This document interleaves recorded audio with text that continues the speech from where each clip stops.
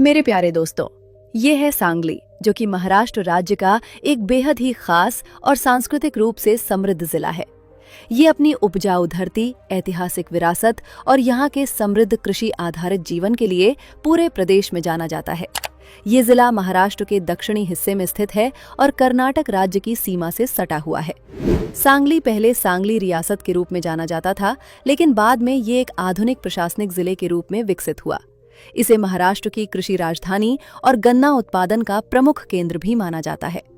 वहीं अगर हम इसकी भौगोलिक स्थिति की बात करें तो सांगली कृष्णा नदी के तट पर बसा हुआ एक समतल और उपजाऊ जिला है। इसके उत्तर में कोल्हापुर, पूर्व में सोलापुर, पश्चिम में रत्नागिरी और दक्षिण में कर्नाटक राज्य स्थित है, जिससे इसका भौगोलिक महत्व और भी बढ़ जाता है। और आपको जानकर हैरानी होगी दोस्तों कि सांगली सिर्फ अपनी खेती और उद्योग के लिए ही नहीं, बल्कि यहाँ के शिक्षित, संस्कारी और आत्मविश्वासी लोगों के लिए भी जाना जाता है। यहाँ की महिलाएं अपनी सादगी, मेहनत और सामाजिक सहभागिता के लिए पूरे क्षेत्र में एक अलग पहचान रखती हैं। लगभग 8,600 वर्ग किलोमीटर के क्षेत्रफल में फैला सांगली जिला अपनी हरी भरी फसलों और नदी तटों के कारण बेहद आकर्षक नजर आता है तथा इस जिले की आबादी करीब 30 लाख के आसपास है। यहाँ पर मराठी प्रमुख भाषा है, लेकिन हिंदी और कन्नड़ भी व्यापक रूप से बोली जाती हैं, जिससे ये इलाका सांस्कृतिक रूप से काफी विविध दिखाई देता है। अथवा यदि हम यहाँ के पारंपरिक खानपान को देखें तो सांगली की मिसल पाव, भाकर भाजी, मसालेदार मटन और गन्ने से बने उत्पाद लोगों को खास तौर पर आकर्षित करते हैं। साथ ही सांगली और मिरज के इलाकों में मिलने वाला पारंपरिक खाना और मिठाइयाँ अपने स्वाद के लिए मशहूर हैं।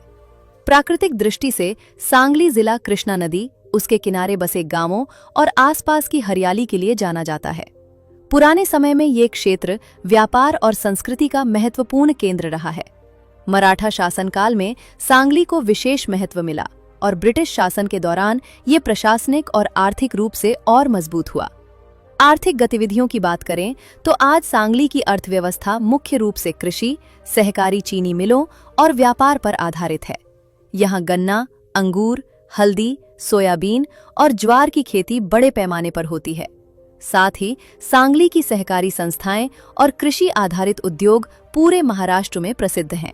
और अब बात करते हैं सांगली की यातायात व्यवस्था और यहाँ के इंफ्रास्ट्रक्चर के बारे में। तो ये जिला सड़क और रेल मार्ग से राज्य के प्रमुख शहरों से अच्छी तरह जुड़ा हुआ है।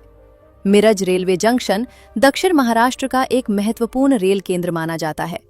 अर्थात सड़क मार्ग से ये कोल्हापुर, सोलापुर, पुणे और बेलगावी जैसे शहरों से सीधे जुड़ा हुआ है। और निकटतम हवाई अड्डे के रूप में कोल्हापुर और पुणे एयरपोर्ट यहाँ के यात्रियों को हवाई कनेक्टिविटी प्रदान करते हैं। अगर सांगली में घूमने फिरने योग्य कुछ जगहों की बात करें तो हमारी लिस्ट में सबसे पहले नंबर पर आता है इरविन ब्रिज। ये सांगली शहर का सबसे ऐतिहासिक और प्रसिद्ध पुल माना जाता है, जो कृष्णा नदी पर बना हुआ है। ये ब्रिज न सिर्फ सांगली और मिरज को जोड़ता है, बल्कि शहर की पहचान भी है। शाम के समय यहाँ से बहती कृष्णा नदी, ठंडी हवा और आसपास का नज़ारा बेहद खूबसूरत दिखाई देता है। स्थानीय लोग यहाँ घूमने, फोटो खिंचवाने और सुकून के पल बिताने के लिए बड़ी संख्या में आते हैं। वहीं लिस्ट में दूसरे नंबर पर है गणपति मंदिर। ये मंदिर सांगली का एक प्रमुख धार्मिक स्थल है, जहाँ भगवान गणेश की भव्य और मनोहारी प्रतिमा स्थापित है। ये मंदिर अपनी साफ सुथरी बनावट, शांत वातावरण और गहरी आस्था के लिए जाना जाता है।